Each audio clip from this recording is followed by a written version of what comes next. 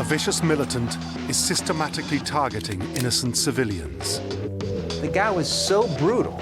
If you kill everybody else, eventually people stand back and say, whoa, we got a big guy. An elite group of special forces are hand-picked from across the world to take the terrorists out. You do a series of raids that is devastating. They are led by a maverick general with radical new methods. If you hit an organization repeatedly enough, you could actually cause them to collapse. It's a race against time. They must stop him before more blood is shed. Nothing's routine if there's lives at risk.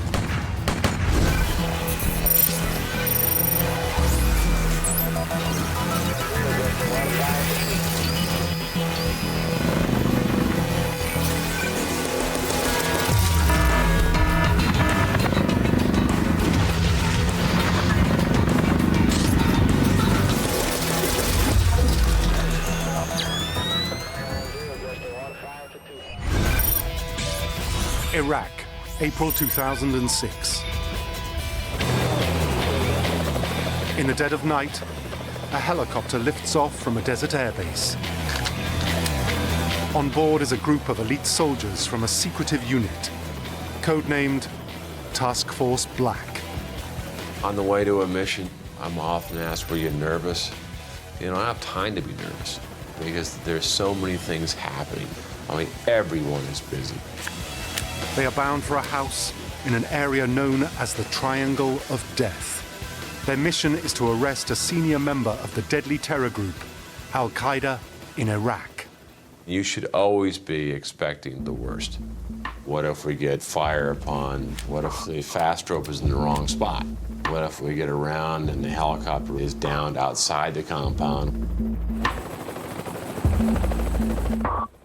Their targets are ready to resist with extreme violence. Almost as soon as they were through the door, they were hit by a hail of bullets. The people inside clearly knew somebody was coming. They were armed and they were waiting. The team quickly kill the first militant and move in to clear the rest of the building. There were half a dozen assault rifles. There were dozens of hand grenades. There were at least 2, possibly 3, wearing suicide vests. And at the top of the staircase, one of the suicide bombers steps out of the shadows and detonates his vest.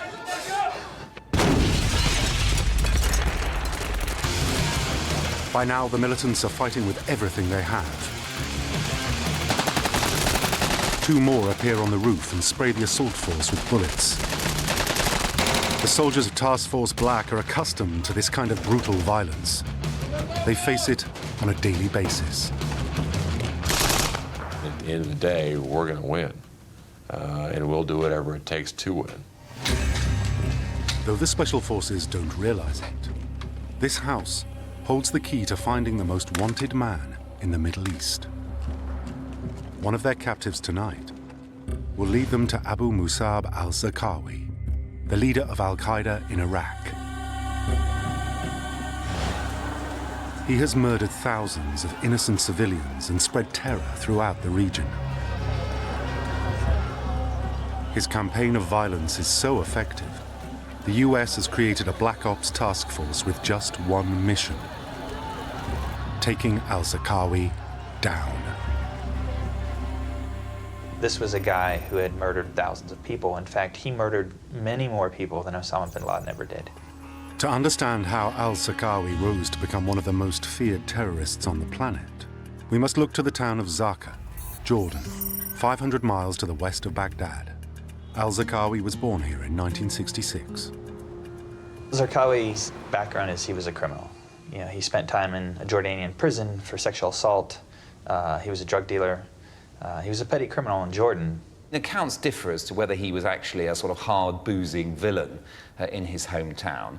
But it's certainly true that he was involved in some forms of crime and that he probably had some kind of epiphany, some kind of moment when he realized that his life was going the wrong way and that Islam was the answer for him.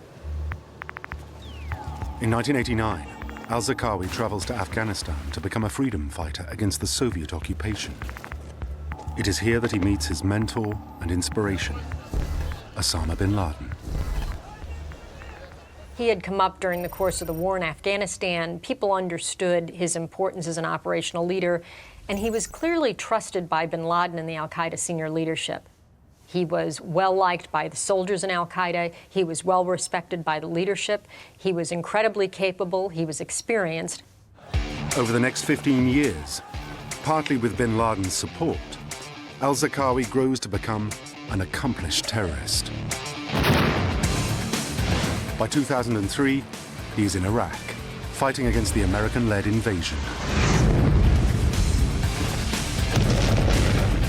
The early months of the war appear to be a swift and stunning victory as the old regime melts away. But al-Zarqawi is waiting in the shadows to start a new campaign of violence. When he was deployed into Iraq, we understood as the American counterterrorism community that this was a significant event. He had that unique combination of skills that would allow him to be a real force for Al-Qaeda against us inside Iraq. In the months that follow Saddam's overthrow, chaos envelops the country. Al-Zarqawi takes full advantage of this, actively working to stir up the hatred between Iraq's two main religious groups, the majority Shia Muslims and the minority Sunnis. He creates a militant group with the aim of killing as many Shias as possible, thus sparking retaliations and creating a brutal cycle of violence. It is called Al-Qaeda in Iraq, or AQI. We mistakenly look at these organizations as terrorist groups. This is too narrow. These are revolutionary organizations that want to spread an idea. They don't want to just spread weapons or explode suicide. The idea is they can return to what they call a caliphate, a 14 centuries old concept that there's a purer way to live according to the Quran and the Prophet Muhammad. So the idea is, where can you find a springboard to do this? Afghanistan, Pakistan, and then you get Iraq. The militant Islamists were prepared to do pretty much anything. And of course, quite soon they discovered that bombing things like the UN offices in Baghdad, the International Committee of the Red Cross offices, and then moving on to targets like markets, queues outside police stations where the police were recruiting, all those sort of things, were actually far easier targets than American convoys or American bases, where the T-walls had gone up. The base represented a hard, concrete face to the world. And, you know, yes, if you drove a truck up, you might kill the guy on the gate who was checking passes, but you were unlikely to achieve a major result. Al-Zarqawi orchestrates numerous suicide bombings. A devastating series of attacks in March 2004 kills close to 200 people at Shia holy sites. So they shifted their targeting towards the sort of softer targets that could yield more spectacular results. And of course, soon they were killing dozens, scores, maybe even sometimes over 100 people in a single complex attack. On the 11th of May 2004, al-Zarqawi is linked to a new outrage. A video of an American hostage appears on a jihadist website. The American, deliberately dressed in a Guantanamo Bay-style orange jumpsuit, is Nick Berg, a 26-year-old communications engineer from Pennsylvania. Berg was kidnapped in Iraq a month previously, and the video shows his unimaginably horrific death. The video is one of those horror show type of jihadist videos in which a long knife is used to cut his throat, and you can even hear the sound of knife on bone and the screams. It's a truly horrific video. But the point is, at the beginning of the video, in the original form it was released, it says Abu Musab al-Zarqawi slaughters an American. The CIA determines that al-Zarqawi himself is the hooded man wielding the knife. The guy was so brutal, so tough. It's sort of like a mafia family operating in New York City. If you kill everybody else, eventually people stand back and say, whoa, we got a big guy, a big dog on the corner in town, and we better be careful. Zarqawi could see that if he publicized himself and what he was doing as a really militant, irreconcilable enemy of the Americans, that this would bring him money from the collections in mosques for the jihad, it would bring him volunteers from across the Arab world, and in that calculation, he was right. He really put the crosshairs on his own head by all these spectacular acts and all the press that he was receiving. So just the brutality and the effectiveness of his efforts against first the Americans and then the locals, I think people stood back and say, this guy's a blowtorch. We better let him roll. What the Iraqi Sunnis started to believe, and those people who had joined Al-Qaeda, was that if the Americans can't kill Abu Musab al-Zarqawi, can't stop him, then maybe he was predestined to win the war. Berg's death is a signal to the world that al-Zarqawi's reign of terror is escalating out of control. But secretly, the US is planning a series of black ops designed to bring him crashing down. In Washington, ending al-Zarqawi's reign of terror has become a top priority for President Bush and his inner circle of advisors. You come in, and the days where the momentum, you feel like the momentum hasn't been with you, you start with, your thought is really so simple. It's let nothing blow up today. Let me get through today with nothing blowing up. It wasn't that we were losing, it was just like, when will this end, and how will it end? Al-Zarqawi seems to have the power to strike at will, and yet somehow he remains completely hidden. We really didn't know what he was doing in Iraq, and we didn't know, like, did he have wives there? Did he have kids there? Where was he moving? What was his support network? What most counterterrorism officials will tell you is you go through periods where you feel beleaguered, right? You go through periods where you're making very limited progress, and you're trying to understand why that is. Why does he seem to have momentum behind him? And you're trying to figure out, what can I do to change that dynamic? But anybody who's been in this fight will tell you that's what happens. You go through these periods, and you've got to push through it. You've got to understand what is it that's giving him the momentum, and how do you take that away from him? No one even has a recent photo of al-Zarqawi, let alone any idea where he is. He doesn't use a mobile phone, for fear it will be tracked. He only meets with a select group of trusted advisors, whose own whereabouts are unknown. He really was kind of a ghost for a long time. And you would get bits and pieces here, but usually by the time you got them, they were outdated. In September 2003, a new general arrives in Iraq. His name is Stanley McChrystal. He has radical new ideas for hunting down al-Zarqawi and destroying AQI. General McChrystal is one of the most dedicated individuals I've ever met. He is a driven warrior. He artfully looked at where he could make the most impact. Stan McChrystal, unique guy. Years of experience with our Special Operations Forces at all levels, former Ranger commander. You get personalities that are that strong, that experienced, that well respected. The force falls in, and their operational experience starts to show. And it's just the type of guy you want in that position. McChrystal is the newly appointed commander of the Joint Special Operations Command, or JSOC. Certainly in every conflict, the JSOC has been there.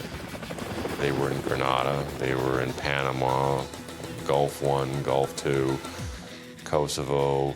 Pretty much where there's a conflict, you can depend that JSOC has been there first, and they're always the last to leave. Formed in the late 1980s to coordinate the work of America's elite troops, JSOC controls the best of the best from across the US military.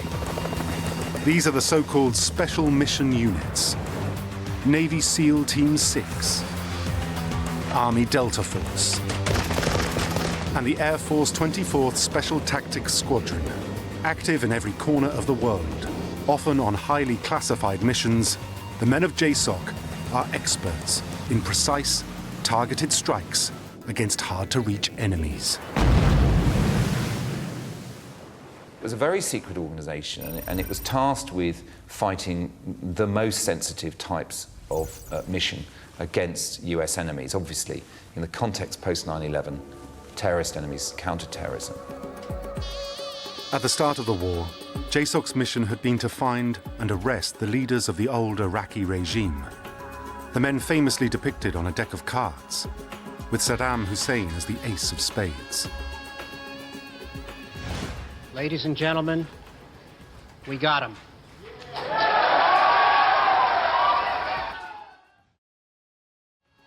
Within a year, even Saddam himself is in custody. But this creates a power vacuum, and al-Zarqawi is ready and waiting to step into the breach.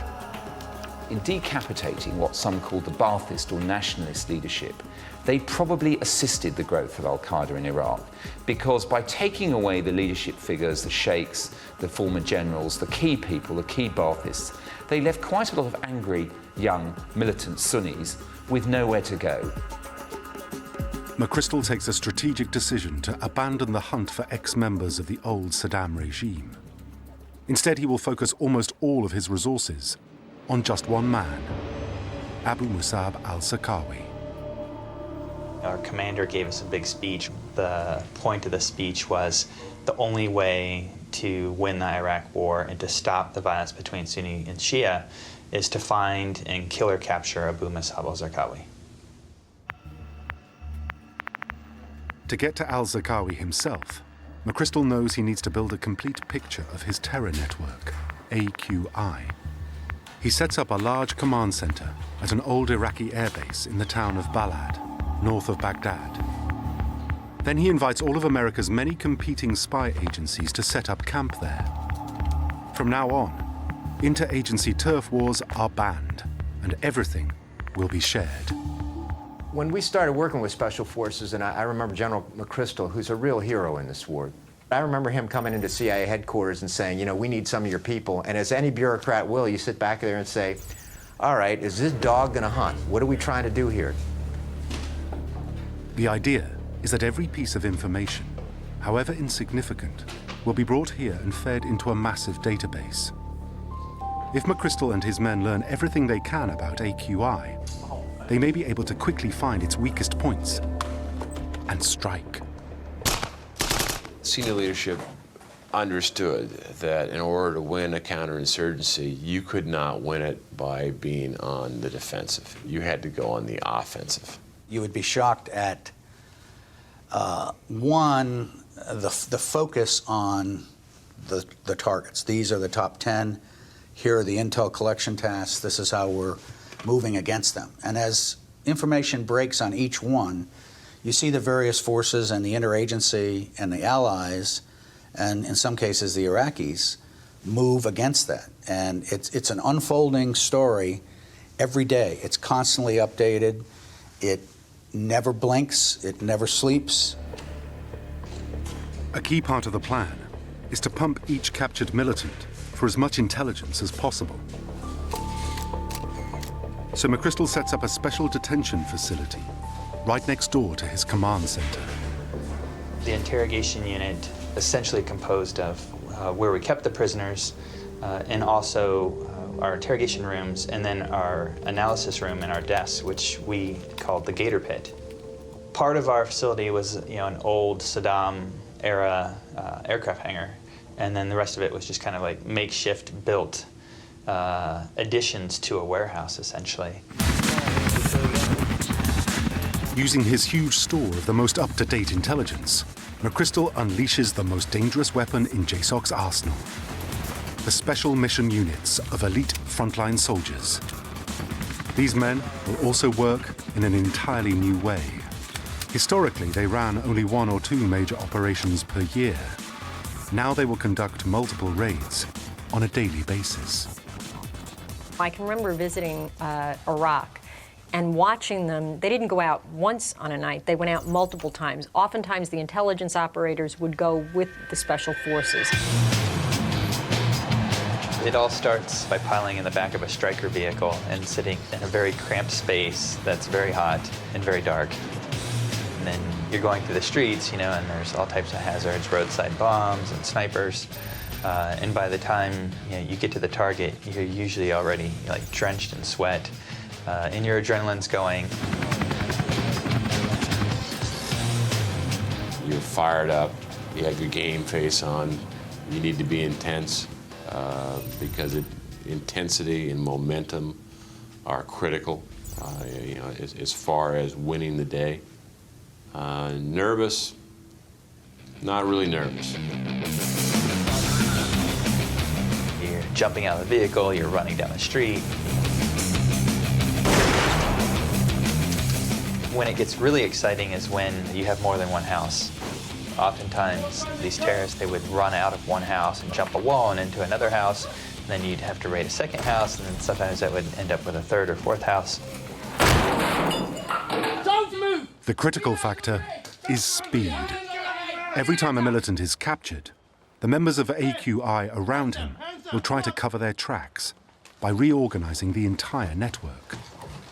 You had information that would perish. It was time sensitive. That sometimes needed to be run down to the ground, and maybe that would be the only chance of preventing a catastrophe or an act that would kill, a U.S. soldier or our ally. It's a cat and mouse game. The terrorists constantly change their routines, abandon safe houses, and recruit new men to replace those that have been lost. But if McChrystal's people can work faster than their enemy, they will destroy AQI before it can regenerate.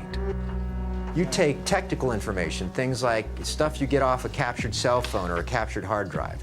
You take detainee operation, what detainees are saying about the network they just came from, and you put them in a big hopper and say, our software, our analysis, our people have to be good enough so they can put together a picture of what that network looks like. And not only put that picture together, do it well enough so that an operator can conduct a raid within 24 hours. You're doing it for years on end with people from every agency in town. Incredible. In a way, the most important idea that General McChrystal and JSOC brought to this whole thing was that if you hit an organization fast enough, accurately enough, and repeatedly enough, you could actually cause them to collapse. JSOC soon develops into a well-oiled machine. Every night, 4 Black Ops task forces spread out through Iraq, performing up to a dozen raids at one time. Go!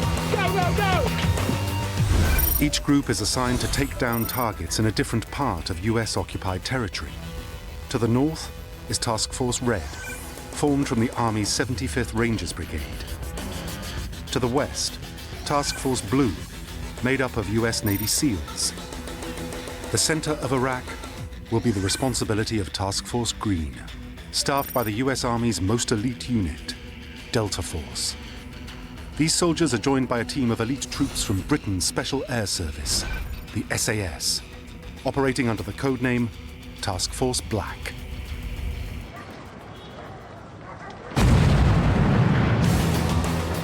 The SAS are the pioneers in the art of black ops, such as this daring hostage rescue from the Iranian embassy in the heart of London in 1980.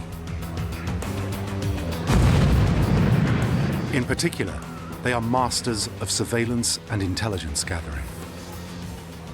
There was undoubtedly a feeling among many of the American intelligence operators that the SAS and the other British special forces had skills that were quite unusual and quite different to the type of skills that Delta Force or the SEALs had.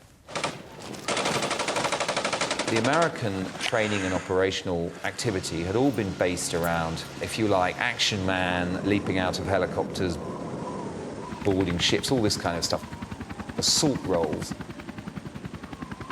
Whereas the British Special Forces, because of their long involvement, not just in Northern Ireland, but in places like the Balkans, where they'd been involved in the hunt for war criminals, they had skills to do with the patient nurturing of targets and groups of targets. Now, that involved surveillance, it involved creativity, stealth, about how, for example, could you get a remote surveillance camera onto a balcony overlooking a target you might be interested in. They came up with all sorts of things. They drove around in Baghdad taxis, they disguised themselves. And the American intelligence people saw some of this during the early years in Baghdad, and they liked it. McChrystal and his team work through their targets, night after night. The supply lines of foreign fighters are intercepted. Bomb makers are taken out of action. Mountains of intelligence are captured and analyzed.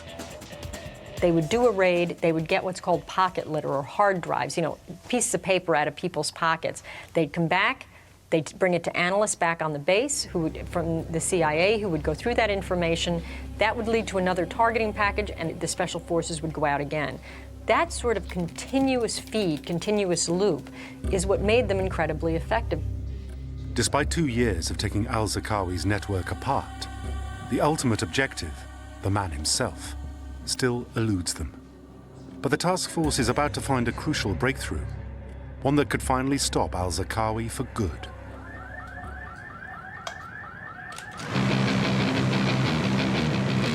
Strike teams from JSOC, the US Joint Special Operations Command, are staging multiple raids across Iraq every night. This secretive organization joins together elite special forces from across the US military and its allies. They are under the command of a single leader, General Stanley McChrystal. By the start of 2006, their system of rapid-fire raids and sophisticated intelligence gathering is beginning to pull apart the terror network known as AQI. They are also getting ever closer to its feared leader, Abu Musab al-Zarqawi. I'm going to target each discrete, tiny little element, and if I can begin to pull little elements away, suddenly the whole thing falls of its own weight. Whenever they get close to al-Zarqawi, he seems once again to slip through their grasp. Yet, he still retains the ability to perpetrate devastating attacks, especially against so-called soft targets, like Shia mosques, killing hundreds at once.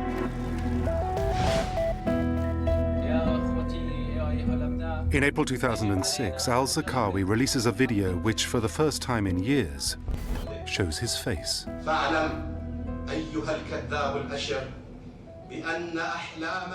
The fact that he was a charismatic military and tactical leader led to this larger-than-life sort of myth about him.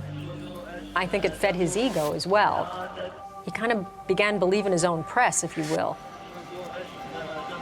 You had little kids in the street, you know, pretending to be Abu Musab al-Zarqawi because he was essentially invincible. The video urges al-Zarqawi's supporters to show no mercy against their so-called enemies, Iraq's Shia community and the US forces. Just as that video hits the airwaves, one element of the JSOC task force is preparing the latest in their long series of nightly raids. It's a team from the British SAS, operating under the codename Task Force Black. They are now concentrating on an area to the south of the capital. It is a militant heartland, and the soldiers call it the Triangle of Death. The British Special Operations Task Force conducted a series of operations in the Triangle of Death in early 2006. And they planned an operation in April 2006, which they called Larchwood 4. Operation Larchwood 4 is a dangerous and daring raid to arrest a mid-ranking al-Zarqawi henchman, codenamed Abu Haida. McChrystal's intelligence machine has pinpointed him to a safe house in the town of Yusufia. We put surveillance on that safe house, and we watched it continuously for, I think, almost a month. And then one day, we see this meeting happening there. These cars converge. And so we quickly sent a raid team to go out and capture the members in that safe house. The team know that houses like this are often well defended with heavily armed men, some wearing suicide vests. But the house could also contain a number of innocent civilians. If they're a threat, then you engage. If they're not a threat, then you don't. You have to be able to make that decision in a snap. That's what special operations trains for. That's what they're really, really good at. At just after 2 a.m., Task Force Black sets off in their helicopters for the target house. Following them is a support group from the British Parachute Regiment, the Paras. They will form a cordon around the house to prevent reinforcements arriving and arrest so-called squirters, targets trying to make a run for it. A short flight of just 20 minutes puts them within range of the house. The SAS men realised it was not going to be a typical sort of mission. They thought they could hear sounds inside the building. They approached very gingerly, and to their surprise and satisfaction found that there was a door just wide open. Almost as soon as they were through the door, they were hit by a hail of bullets. These people were heavily armed, and they were prepared to fight to the death in order to prevent the SAS from getting in and taking their man. The team quickly withdraws to a safe distance. They must decide whether or not to resume their attack. Some of these incidents where heavy resistance was encountered, they simply pulled back and dropped a bomb on the building and killed everybody inside. For many different reasons, the SAS commander on the ground decided not to do that. They wanted this person alive for intelligence purposes.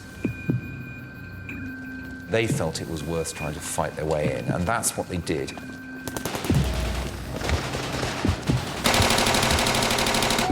Raid compounds. The objective is to keep the opposition on the run and keep him on the defensive. The team encounter their worst nightmare. A suicide bomber.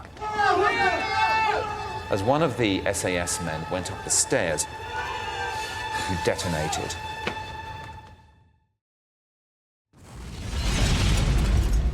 The SAS man was blown down the stairs. Fortunately for him, he wasn't seriously wounded. He had cuts and bruises, but of course the suicide bomber had blown himself up.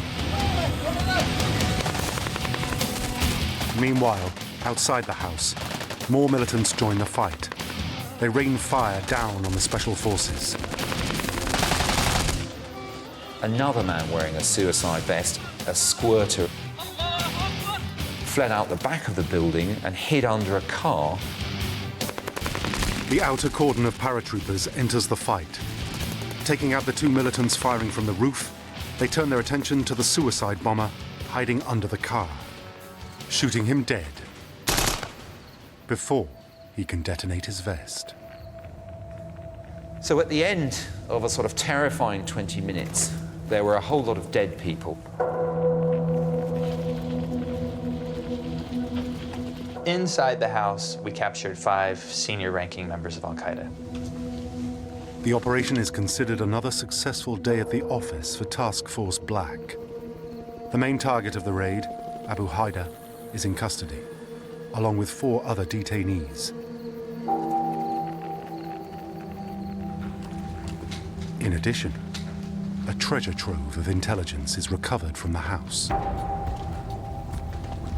They sweep everything up they think might be of relevance. Mobile phones, computers, everything else, and they take it away. As a result of Larchwood 4 and subsequent operations that it generated, a huge amount of actionable intelligence came into JSOC's hands. When a JSOC analyst starts to probe one of the captured computers, he discovers something extraordinary. Raw footage of al-Zarqawi himself from his recent propaganda video. Through traces of DNA that were found on it when it was sent back to the US for analysis, they would conclude it was his laptop. The analysts realize that al-Zarqawi must have left the house just hours before the SAS arrived. We actually started to get excited that we were close because Zarqawi was in that house the day before we raided it. And that's when we finally had the confidence to think that we were hot on his trail. They had narrowly missed their target, but the net is closing in fast.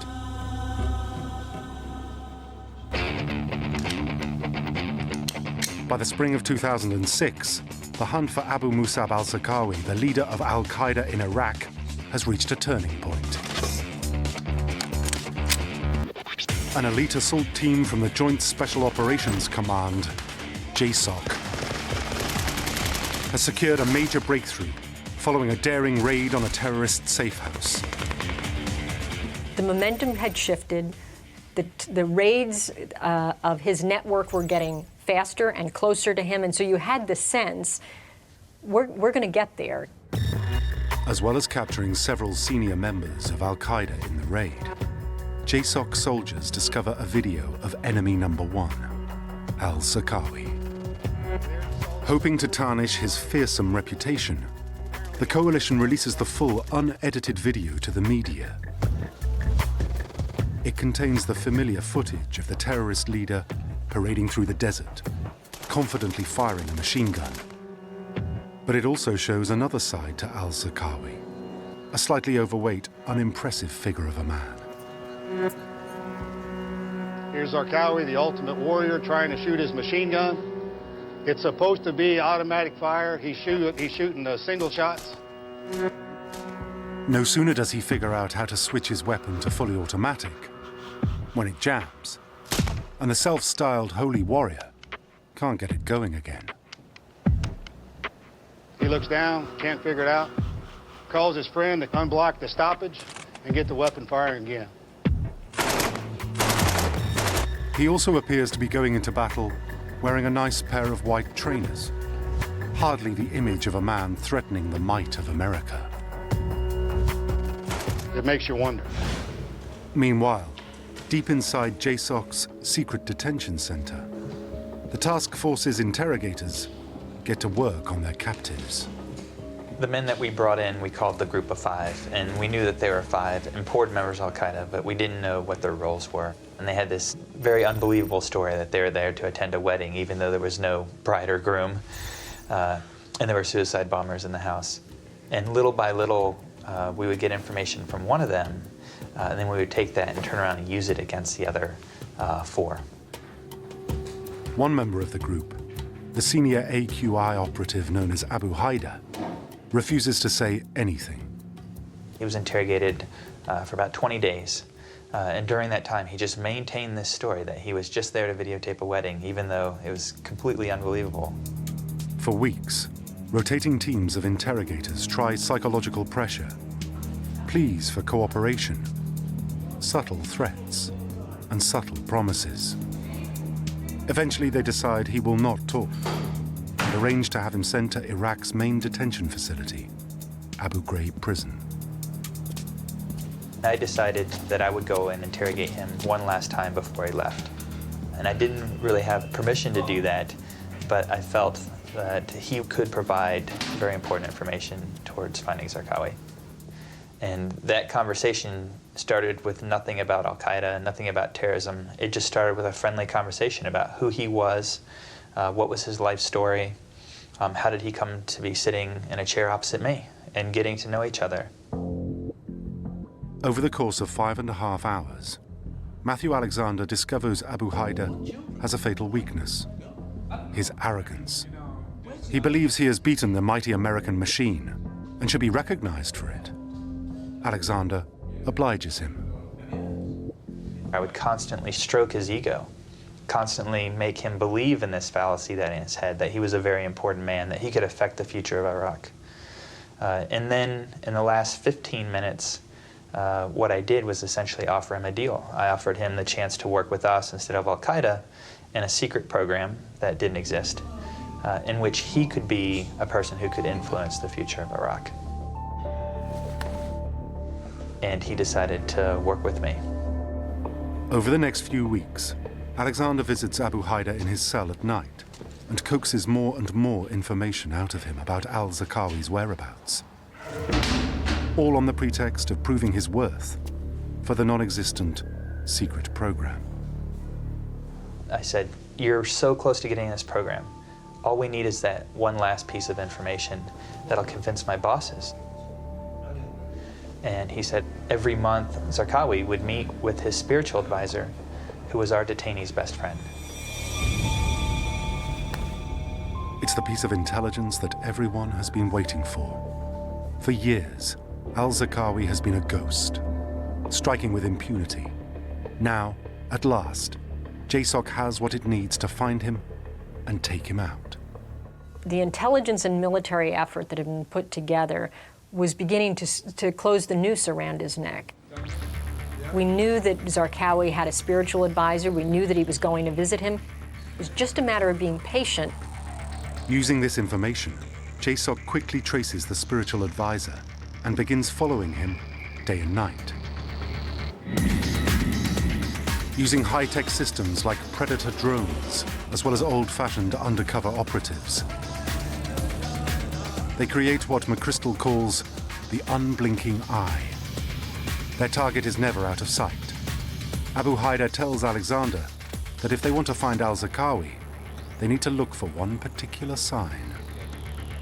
We would know when he was going to meet with Zarqawi because he would change cars from a white car to a blue car. And whenever he got in this blue car, that meant he was going to meet Zarqawi. Once again, it was a joint US-UK surveillance on a building in Baghdad. And lo and behold, they realized by following his movements that every few days this man got into his car.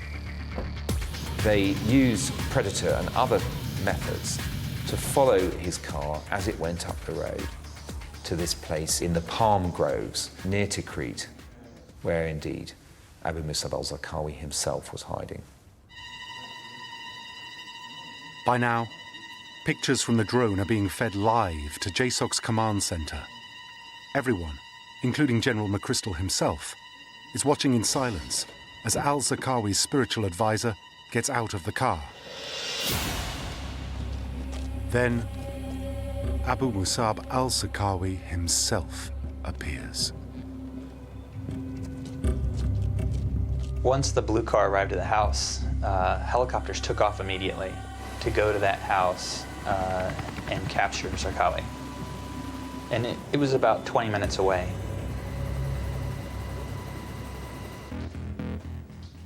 A discussion is held in the command center. Is it worth trying to capture al-Zarqawi alive in broad daylight? Is it better to wait until nightfall and take him when he's asleep? If they strike now, they risk a heavy firefight and numerous casualties. Worse, al-Zarqawi is a master of the last-minute escape. If they wait, he could easily slip through the net again. This could be their one and only chance to finish the job. And there was a period of time in which we were just waiting. I was watching it live on a video, and we were just waiting. McChrystal believes there is no time to lose. He can't even wait 20 minutes for the assault force to arrive by helicopter. He opts for another plan, designed to take al-Zarqawi completely by surprise. He calls up 2 F-16 fighters patrolling nearby. We were expecting to watch the helicopters land in the raid, which we typically would watch. And instead, after about maybe a 5-minute wait,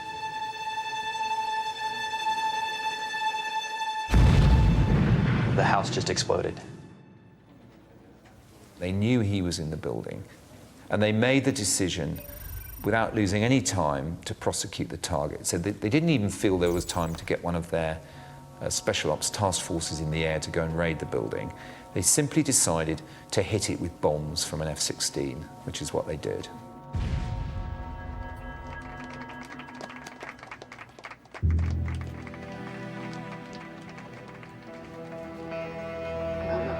Just minutes after the bombing, special forces arrive at the house. Incredibly, they find al-Zarqawi still alive in the wreckage.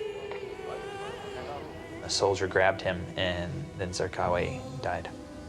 And it was sort of a sweet justice, if you will, that Zarqawi's last image was a U.S. soldier grabbing him. The day following the raid, the U.S. announces to the world that they have their man at last. Good morning. Now Zarqawi has met his end, and this violent man will never murder again. Pictures are released of his dead body as grim confirmation.